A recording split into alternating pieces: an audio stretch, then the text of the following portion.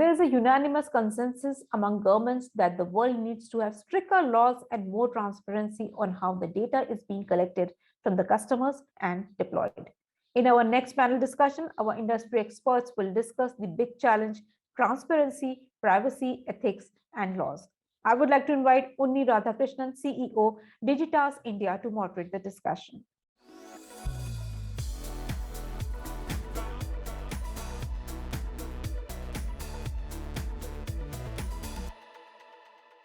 Thanks and hello everyone. Welcoming the panel members and the audience to this interesting session of Martech Asia. So we have an interesting topic today and an expert panel, the challenge of data privacy, ethics and laws. So maybe we will have a quick introduction of the panel before we get into the discussion points. So maybe Kumar, you could start with your introduction. Sure. Thank you. My name is Unique Kumar. I have 20 years of experience in the cybersecurity and digital transformation. I have done my post-graduation from University of Texas, and I am passionate about the cybersecurity. I work for CK Birla Group as a Group Chief Information Security Officer. Thank you. Naseem? Hi, myself Naseem Haldar. I'm working as a Chief Information Security Officer for Echo General Insurance. That's all. Over to you, Piyush. Thank you, Naseem. Hello, everybody. My name is Piyush Dubey. I'm the Chief Marketing Officer at Larsen & Toubro Infotech, or LTI. Very happy to be here. Thank you. Thank you for that introductions. So before we start, let me try and set the context for the discussion points. A few pointers, 3-4 pointers. So data privacy, when discussed by the marketing community, is often centered around cookies, third-party tracking, ad blockers, etc. Right? But when the businesses are getting more digitized and more and more importantly, when people are embracing a digital life, where every single action of ours leaves a digital trail, privacy is more than that. Things like, and now with things like face recognition to deep fakes, etc., it really seemed to be a wild world out there. At times, defining privacy itself seemed to be a challenge. And we know that technology precedes public policy, and policy always will have to do a catch-up game. And now after GDPR, India is also ready with the Personal Data Protection Bill, which now after 2 years of deliberation, it is probably coming into some fruition. So in this context, we will use this session to understand the new challenges that is faced by businesses, evolving roles of IT, collaboration between CMOs and CIOs, and giving great experiences to consumers with the power of data without compromising on privacy. So with that being the context, let's start some of the discussion points. So like we said in the beginning, much has been written and spoken about the demise of cookies in panel discussions. So many articles have been written. And we know so many discussions have already happened on this. So we know that cookie is only one technology construct used to understand users and behavior. If that crumbles, technology will find newer ways and construct. So we will not spend too much time on the cookieless world. What we will do is that we will try going from a macro picture to a micro in getting your thoughts for the panel members. So this is my first question. So is data privacy a myth? Now, with so much of our personal life and data out in the public, with all the social networks and all that, are we making a mountain out of molehill? Or is there a clear definition of data privacy? In the context of business, is there a standardized definition of what personal data and privacy is? Just an aside, I was reading a couple of days back that when different technologies came, as simple as postal post as a way of communicating to telephone, there were certain rules and regulations to ensure that the addresses are not being copied. Or initially, apparently, telephone, when you have the connection, apparently one could pick up the phone and then listen to all sort of conversations, what that's happening in that circuit. So it seems that every technology has probably gone through this challenge, and now we are with facing the digital. And in this digital world, we are facing this new challenge. So the question really is that, is data privacy a myth, and is there a standardized definition of what personal data and privacy is? So I would like to hear from all three of you on this. Sure. Thank you, Ani. A very, very valid point about the data privacy. We need to understand that privacy is the most important aspect in today's life. And, being in digital day by day, the data is also increasing. But go fundamentally and see an example when we are doing a conversation with our friends. Sometimes we see we are talking in a corner and there is something, a secret talk or some private talk we are doing. And there is also a group of friends where we are sitting together and we are talking openly. What is the difference? Is the conversation same or different? I think the answer is there. The conversation is different. That is why the privacy comes into the play, right? Similarly, if you talk about the industries, let's take an example of healthcare. The patient data is most important. And when the patient entered to a hospital, there is a trust that this data will be secure because that is a PII, even though that is SPII, that is a sensitive personal identifiable information. There are vitals of the patient that are being captured by the hospital, and then based on that vitals, the treatment of the patient is being given. Let's say if the patient is having a cancer or having a diabetic, having an AIDS, or if having some other severe problem, no one would like to have that data out. So data privacy plays a very important role. Similarly, for the banking, when you go to bank, and if you have a bank account, all of them have the bank account, right? No one would like to know that Uni or someone else know what is my account balance. Similarly, if that information goes to some third party, they will start tracking you, asking you to invest that amount in the stock or open an account with them, right? No one would like to have that. And that is why the privacy plays an important role. So the point is, yes, data privacy plays a very important role. It all depends upon the individual that what type of data is important for you. And it all depends upon the organization, how they process that data. Yeah, Naseem. So let me take over from here where exactly Unique as Kumar has been finished it, how exactly the processing is happening.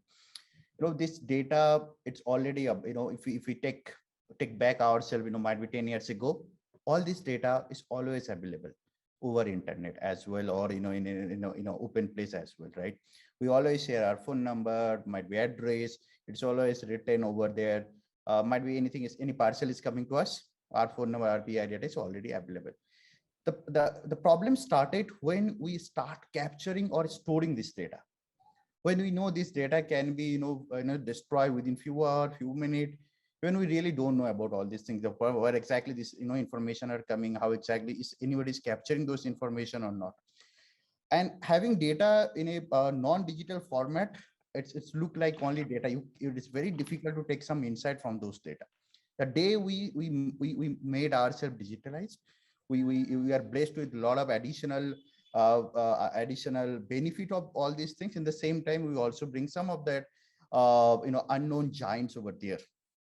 So when we start capturing this data, we are trying to play with this data, we try to monetize this data, then the data privacy, this concept is coming. Until what level we should do, or we can allow somebody to monetize this data. So if you consider the current scenario, I think data privacy looks like a myth. To be very honest, if I know Uni's name and some details about him, or might be Piyush, or might be you, I can get a lot of data about themselves. Their phone number, address is very well, it's very, very much available. I really don't need to do a lot of deep dive. But creating a balance of those things is very important. In the same time, if you don't be a digital in this era, it will be very difficult to survive as well. Building on what Kumar and Naseem said, I think it is extremely important. And it is important for the reasons that Naseem mentioned. That it is so easy to build a complete profile of a person, whether it is the PII, whether it is SPII, because of the crumbs that we have dropped. And therefore, it is very important that we save it. And that only is important because of what you said. Innovation is always the first, then comes the legislation, and then comes the regulation. That whole cycle takes many years sometimes. For social media and the big tech, we haven't reached that cycle yet. It has almost been 20 years. And therefore, it is extremely important that we focus on saving our information and protecting our information.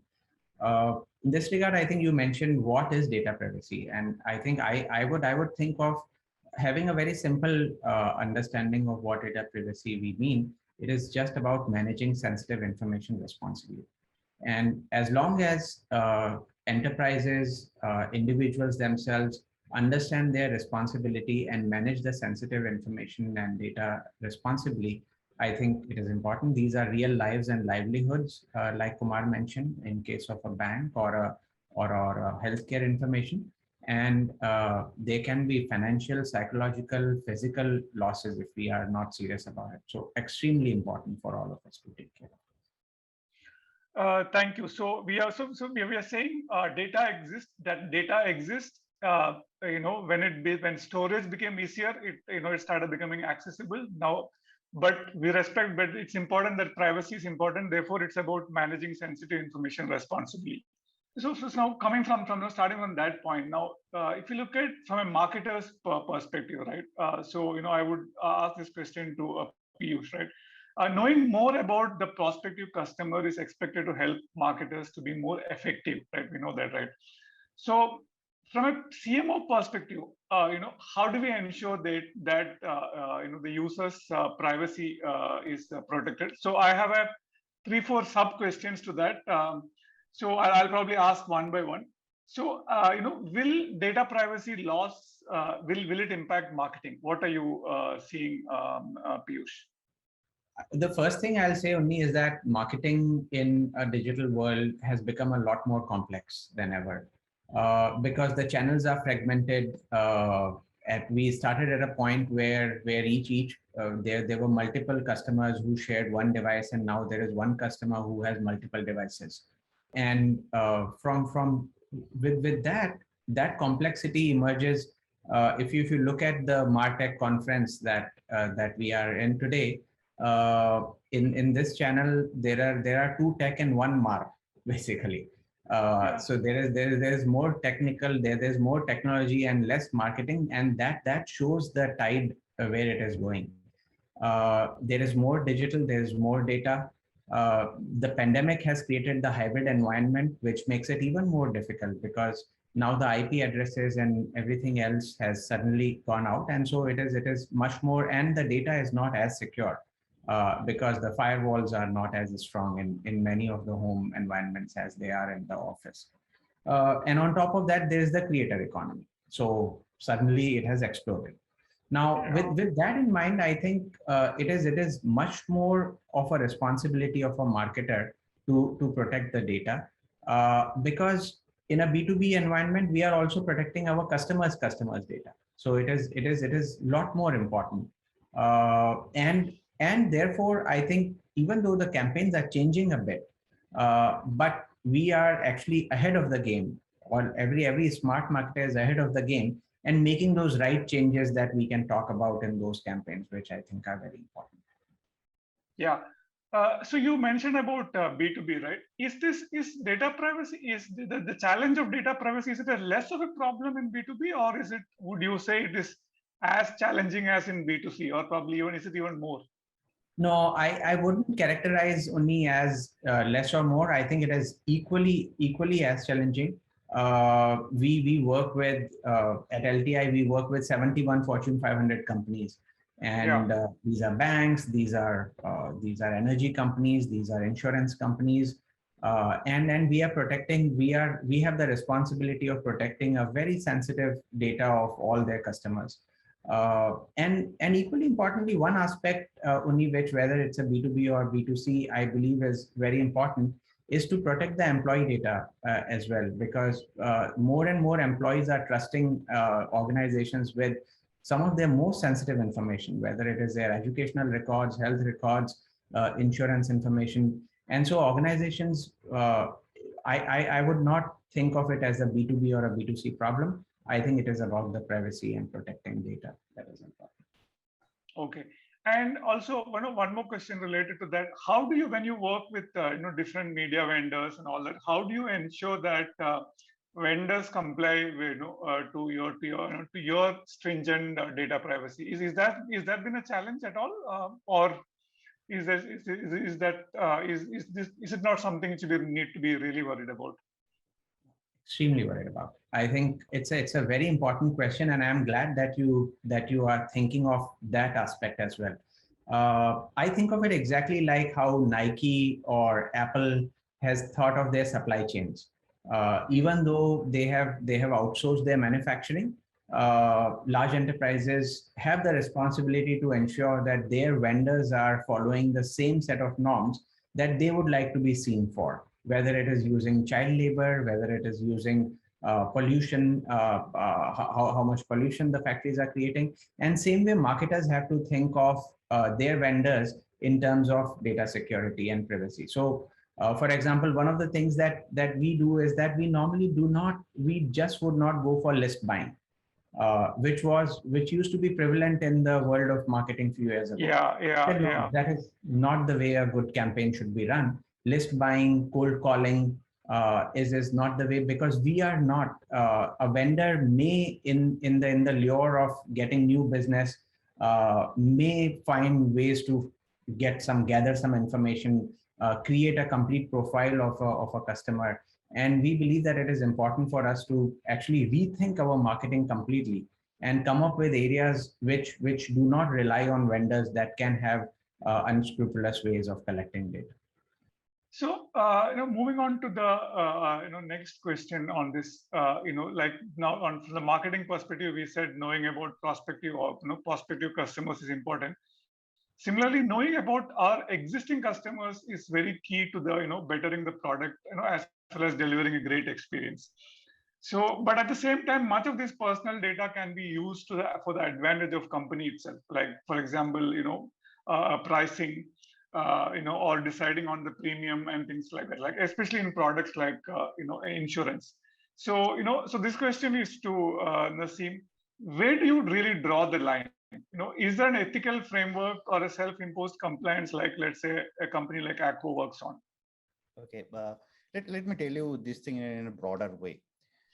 Let's take example that I'm one of the user.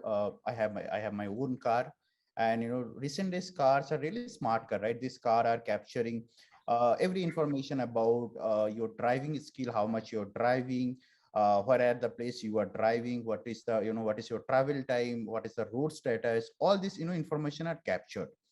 Let's say if being an insurer, if I have all this information, I get to know, hey, Naseem is a person who drive his car might be twice in a week and hardly 10-15 kilometers, and his area of operating might be inside Bangalore, and these roads condition are very good, while traffic is there. All this information, if I have, I really can offer a customized price to Naseem, right? Because I have all this information. I get to know all these things. And additionally, might be I have some more API connectivity with some of that cab service who can provide me all this additional information that, hey, Naseem using his own car 2 days in a week, and additionally he's using in other 5 days he's using cab services.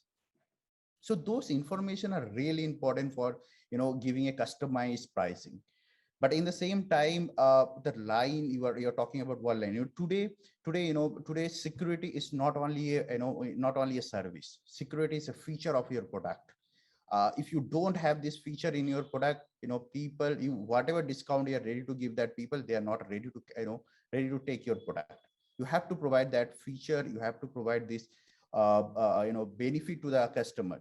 Now the question is coming, what is the way, or how exactly we can do? So there are certain ways, like if we able to masking or encrypt the PII information. Is it possible if this through some algorithm or through some AI ML, can I offer this customized price to Naseem through a systematic process? I don't want any employee of any insurance companies, they are doing that analytics and they are giving certain very, very classy price to Naseem. So that is, I think that is the best way, and what is the best practice we are doing in Acko as well, that we try to respect the privacy of customer, and we try to respect the privacy of the data as well, because it's better if you're not able to provide customized price, a very aggressive customized price. It's better to respect that privacy of the customer, so that the security, the feature, security and privacy of the feature of this product, it should be intact as it is. Okay, so what we're saying is that the access of data, the primary purpose you see it is to see how can we make it more beneficial to the to the customer by way of a better pricing or a product. At the same time, that with that we consider security is as a feature and not a service. Therefore, that data is dealt with our utmost responsibility. Yes, yes. Right. At the same time, you can put in certain masking, certain encryption, and whenever you are doing that profiling of customer, you should not do with all this PI information. If you want to do a profiling of me, you should doing a profiling with some pseudonym of Naseem, and that algo is very easily available over. I think this open code is already available over market. So you have to be a little more takey in terms of how exactly you are doing that analytics on those data. So the predictive analytics will be more helpful, or I can say more more productive with the, in the same time it will be more respectful to that privacy of that customer as well. So the next question, now that we are talking about, Piyush also mentioned this earlier that, in a panel like this, we are skewed onto the technology people, right? So how has CIO's roles evolved in the recent years, with the explosion of digital, so much of data, and the need for privacy and compliance, right? So what are the key challenges for CIOs today in the context of consumer data and privacy, and how is it getting addressed? I would like to hear this from Naseem and Kumar. See so the role of the CIO is not a chief information officer, it's a chief innovation officer, or the chief transformation officer, because the work from home culture has changed everything. As you know, Piyush has also mentioned, when you are in the office, there are firewalls, there are advanced APT solutions which are in place, and you have full security landscape. But when you are working from home, the policies are little weak. So how do you make sure that you do not compromise the data security and the privacy? On the other side, you have to use the digital apps as per the speed. The challenge is to secure the data. The more controls you put, the more technology you implement, the speed also gets slow. And it is important to do a balancing between that, because you cannot make it more complex, right? The digital needs speed, and you cannot apply the brakes. You have to help them with by doing the accelerator. The collaboration between the digital, between the security, between the privacy, that is more important. So the challenge would be, every country is now coming up with their own data privacy bill, and if you are following that norms, then what do you apply on that, right? And how do you adhere to that? The only thing is, when you go through the principles of the data privacy, then the GDPR is at a level wherein you can take it as a baseline, and on that baseline you can apply other country regulation or other country if you are processing that data. So the balance is very important. Number two, a CIO or the chief information officer has to understood what business demands, and more and more time is required to invest with the business. Okay. Yeah. Addition to Kumar, whatever Kumar has said is perfectly correct. Today's all these CIOs or CTOs have a different responsibility. They are not only that who will enabling your technology function. These people are also enabling your business as well. That they will also help you to reach your customer in a better way, and the reach should be much more. If we take any example of any new grocery apps, right? Before this pandemic, very few people who who are very much user of these grocery apps and all these vegetable vendors, right? If you consider a vegetable vendor, before this pandemic or digitalization, they are having a radius of 2 meter, 2 kilometer, or 5 kilometer radius. They do this business. Once you will be in digitalized, you will get the reach. Might be after in 30 kilometer radius, you will get that reach. So that is a benefit of digitalization, and that's the biggest role I have seen most of the CIS plays as on date. And whatever Kumar is saying, that's the correct thing. you have to be enabled, you have to respect the agility, you have to help the agility as well to speed up your business, to take the first advantage of your business. In the same time, you have to be very careful about how exactly you are doing, how exactly you are managing the security of those infra, or it might be a data, it might be your technology, it might be your infra. And today's world, after this, COVID happened, I know this becoming, perimeterless. Earlier, all of we, more, I can say most of we are focusing our own infra, our own data center, our own cloud accounts, those things. Now we know we really have no clue about all these things. So we have to, there are certain new, I can say framework, or, concept is already came, like zero trust, SASE. This is really good. People need to be, I would say, most of the CEOs already knew about all these things. They need, might be they have certain operational challenge and all these things, but they need to accept this new framework, and they have to implement those new framework to protect their customer and protect their, business as well. Yeah. That's an interesting perspective. When Kumar, you said, CIO is now no more, not the old chief information officer where who used to sort of look at your software and the hardware applications for the business. It's moved to a chief innovation officer and a chief transformation officer. And more importantly, what you said is that what business demands is something which a CEO has to be sort of aware and work closely with the business. So that brings to the interesting next point, which most organizations typically complain about how their teams and departments work in siloed ways, right? Being territorial, etc. So today we are finding CMOs, CTOs, CAOs, all of them to have to work together, right? What are the challenges in this, and does it affect speed and agility? I would like to listen from all three of you on this. Maybe Piyush, you want to take a stab at it first? Many changes, but I think one thing I'll say is that over the last 2 years, the amount of change that we have seen in this entire landscape is more than what we had seen in many years ago. So, but we, in fact, if at all, with the right and responsible approach, speed has actually improved rather than gone down. The biggest challenge that happens is in the preparatory phase. There are multiple systems. The technologies have become a lot more. The need for collaboration between marketing, between the CMO and CIO has never been higher than today. And why not? Because every aspect of the customer life cycle, right from the acquiring customers to growing the customers to retaining the customers, have moved 100% to the digital medium instead of any in-person medium. Now, when you plot the entire digital double of that business process, the amount of technology is a lot more, and that is the foundation that I believe every enterprise has to focus on. That is where the CIO and CMOs have to work together and say, how is that the customer acquisition, has it changed? And what are the changes that will remain even in the post-pandemic world? Because as we have all discussed and heard, we are not going back to the old phase. There are many bad things that happened because of pandemic, but we also realized that there were some inefficiencies in the way that we were working, and that technology could improve that.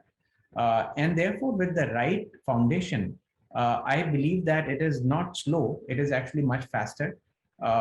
All the different systems have to be integrated, right from the customer acquisition to customer retention to growth of customers to the financial systems of an enterprise, whether it is B2B or B2C. With that, I can promise that any marketer will be able to run campaigns much more effectively than ever before. Great. Kumar, you want to? No, right. That my Piyush has covered most of the point, and I totally agree with you. So I'll give you a very crisp answer. One of the key learning is that, I believe in open culture and collaboration. So when there is a project, a large project or a small project which is coming up, so sometimes we need to take an extra mile and have to involve the other people from the other function. Sometimes what happens, we see they are not relevant, but at later stage when we realize then the half journey has already been passed away. Yeah, yeah. Then the problem started. Then the problem is, oh, I was not aware of, you are not aware of. So my point here I want to make out is, it is very important to have a workshop, have a sessions Hmm. for the project, understand what exactly the business demands. Because let's say the security team might have some constraint of sharing that data, or the marketing team would like to enable that feature.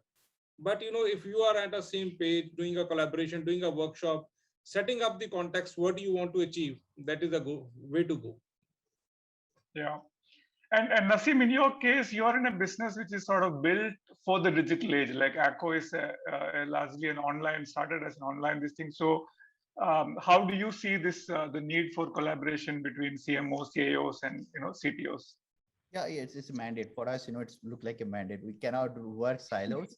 And for the best part about RCEP, we are very well integrated. And the best part about Echo has their own development or engineering team, so they can customize their product, right? Most of our system having, either they are integrated through APIs, or information are flowing through different ways. So, same information might be when my one of my customer service engineer is seeing, or customer service agent is seeing all this data, they are getting all this right information with a masking, and masking of PI data, and they are getting certain level of information whatever they have required. Let's say in the same time might be my CMOs or my analytics team or my marketing team need the same data, but they don't need that actual data due to this. They want to do, might be, if I take a example, like once the data is seen by any customer, any data analytics team, they don't need the real data, right? They can work on that pseudo data as well with the right code. And let's say if I put something, Bangalore might be code of X, then they can do their analytics. When the analytics is done, CMOs is also fine with that strategy, how exactly that marketing campaign going to run. They both the parties are collaborating, they are okay with the strategy. Once they have decided the data, with couple of clicks, it will go to certain vendor who will basically run the marketing for us. So only for that level we're sharing that PI data. So that collaboration is very much important, so that you can have this kind of ecosystem to run your to run your business in a better way. In the same time, you are make sure that customer privacy and security of your data is much more in a much more in a better way. You are handling all these things. But yes, integration of human being is not always, it's very important. In the same time, you have to do integration of application as well. So now, let me come to the last question. We mentioned this in the beginning, GDPR as a sort of baseline, and now that India's personal data protection bill is also likely to be passed through, very soon. And it is, what I understood is that it is probably slightly more difficult than GDPR, because it has a different definitions of personal data. Like there are 3 levels: personal data, sensitive personal data, and critical personal data. And there are also things like data localization and things like that. So, if there are any perspectives from you, what challenges do you foresee in case if PD, if the India goes ahead with personal data protection bill? It'll be good to hear that. Or do you think that it is too early to comment on that because it's still under discussion? So, I would like to hear from all of you on this. Okay, whatever I read about this policy, what I understand is very much talking about the main data, whatever data I'm collecting from my customer. What about the derivative data? Might be I'm not collecting that information directly. That's might be I'm taking a picture of a car, or I'm getting that car number details, the vehicle registration details, right? That is a derivative data. How exactly we're going to consider those data? Is the derivative data is allowed to store, might be outside of India, or what are the policies, or what are the checkpoints we should have? That is what I think is not very clearly mentioned on the data privacy bill. So I think that is whatever I have read till now, that is the biggest challenge I found. What do okay, Kumar? Yeah. So I totally agree. So so one thing, we need to value the digitization, and due to that, we are from the different parts of the country and outside country as well. So Piyush is from US. So we are connecting on the digital platform. there are reports, and as per reports, that 700 million users or internet users are in India, and 2025 we are projected to be 974 million users. So it means there's a huge demand. And in fact, India was ranked as a second largest online market available across the globe. So right of privacy is a fundamental right under Article 21, of the Constitution of India. Yes, once the privacy bill will be passed and there will be more clarity. But today companies worldwide store and process huge data volumes of digital information. Due to such user data being the companies and data breach is occurring, there are a lot of challenges which are coming up. As I earlier said, if you have a GDPR that is applicable for you, then it's a 4% penalty that you have to impose. Then there's a chapter 6 of the bill which contains measure relating to transparency and accountability of the data if there's a leakage of the data. Then there's a definition of the personal information data and sensitive personal information data which has to be stored in India, right? So once the bill will be there, then we have a more clarity. And once there are penalties as well. There's a penalty of 4%, and then imprisonment as well. So there are a lot of things which will take a shape once we have the clear guidelines that will be passed, and we have to adhere to that. One thing I want to also emphasize is that the role of the data protection officer will take to the new level of heights, because that will be a very powerful role in coming times. More or less, companies are thinking, could be the chief information security officer will take over from that role, or there could be some different person who will be taking of the role. But that is something which is a way forward once we have the data privacy bill in place. That are my personal thoughts. Yeah. Okay. Piyush, does this affect you, or at this point of time in your current role, or in case if you have any other point of view on it, it'd be great to hear that. No, sure. I think that it affects us. We are a company that is listed in India. We are traded on National and Bombay Stock Exchange. So very, very carefully looking at this. First of all, we welcome this. It is like Kumar rightly mentioned, India has one of the highest internet the browsers of internet users. It is extremely important that we protect their privacy. We protect. In fact, we believe that India should. We have followed GDPR, which came a couple of years ago. CCPA in California is protecting the rights of citizens there. It is about time that we do that. Now, in addition to what Naseem and Kumar mentioned, let me talk about 2 or 3 broad principles that I believe would be important in the PDP. See, one, I think the culture has over the last few years become such that the idea has become to collect more and more data. And I think from that perspective, GDPR has said this whole notion of data minimization is an important one, and we should take it seriously. So, for example, when I book an appointment for my dental, let's say, and if they ask me my date of birth or social security number, I have the right to question, saying that, no, okay, why do you need it? If I'm giving you my insurance information, why do you need to collect all other information? Typically, the forms online, which all of us fill, have tended to become longer and longer. And when we are filling something, it is easier and easier to just keep on filling that information. And that is when the breaches happen, and that is when much more information than what you should have shared is. So one, I think this whole notion of data minimization is very important. Kumar talked about the storage limitation, where information is stored, and that is important. And finally, what I believe is most important, and I feel passionately about is to protect the rights of children. Because more and more as we talk about the data privacy and security, we are talking about customers, we are talking about employees, we are talking about investors, we are talking, there is this very important stakeholder, they hold our future. And I think we need to be as protective of their future as we can be. So I would definitely encourage that when it comes to the laws, protecting the rights of children should be taken much more importantly, should be given a lot more significance than they ever have been. Okay, great. So that sort of brings an end to our session. And I think some of the key takeaways is that one is that we sort of realize as technology changes, there are new ways of collecting data. And while at the same time, data privacy will continue to be extremely important.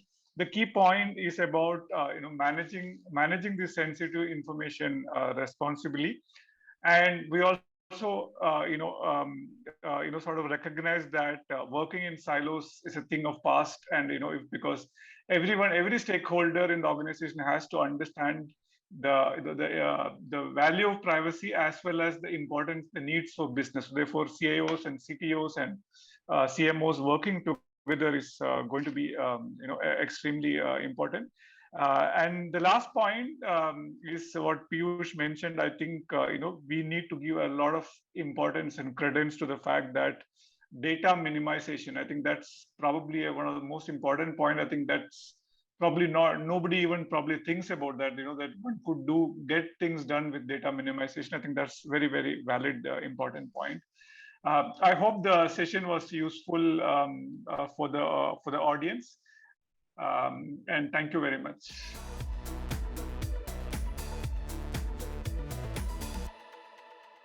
Thank you everyone for your insightful comments. With this, we have come to the end of the ET Brand Equity Marktech Asia Summit 2021.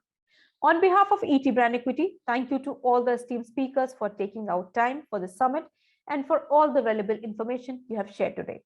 Thanks to all the participants for being so interactive. Finally, my gratitude to all the partners for believing in our concept and helping us in making this summit big and possible. Once again, thank you to all of you. I, your host, Annie Fatima, signing off.